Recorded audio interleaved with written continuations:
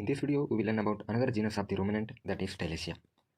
Species of the genus Telesia contain 4 prominent suckers on the scolex, and the uterus of these species is dumbbell-shaped.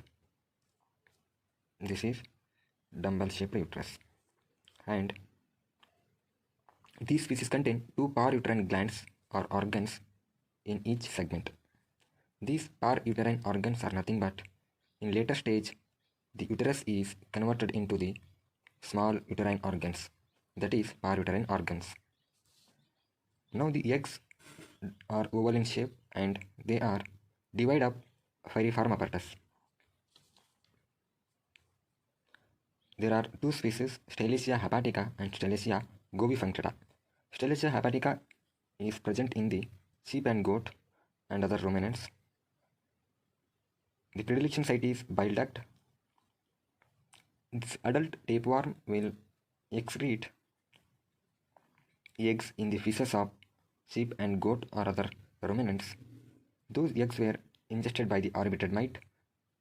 Within the orbited mite, the cysticercoid will develop. Orbited mite containing cysticercoid is ingested by the definitive host. Then the definitive host will get the infection. This is also same as the Steliscia hepatica.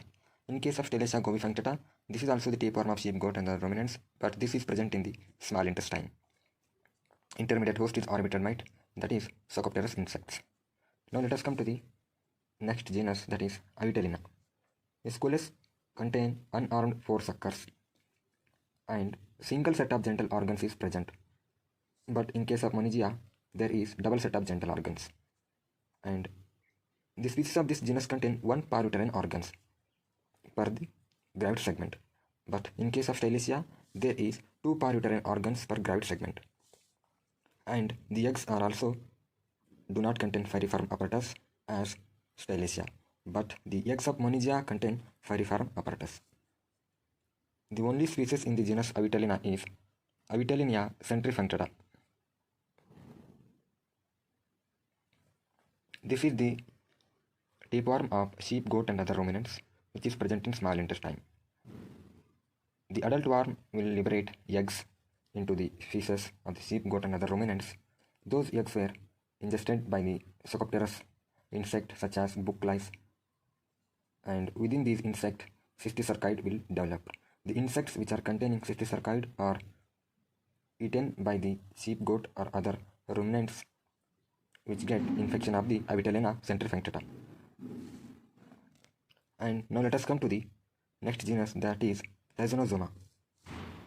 Thysanozoma actinoides. This is commonly known as fringed tapeworm. Several parauterine organs are present in each proglottids. This is also known as double-pored tapeworm of ruminants. Apart from this, Monigia is also known as double-pored tapeworm of ruminants. There is 2 sets of genital organs. Eggs contain no piriform apparatus. Sheep and cattle are the definitive host for the Thysanozoma actinoides. Predilection site is bile duct, pancreatic duct and small intestine. Zoocysts are the intermediate host in which cysticercoid will develop. The insects containing cysticercoid are eaten by the sheep and goat while grazing. The definitive host will get infection. Now come to the last genus of the ruminants, that is Thysanesia. There is one species, that is Thysanesia garridi, which contain 1 set of genital organ. Then definitive host are sheep, goat, cattle. Intermediate host are orbited mites in which cysticercoid will develop, and that insect were eaten by the definitive host while grazing, then get the infection. In the Thysanesia garridi, there is large number of small parauterine organs are present. Eggs also do not possess piriform apparatus. By this, we will finish the tapeworms of the ruminant. From next class, we will see the tapeworm of poultry. Thank you.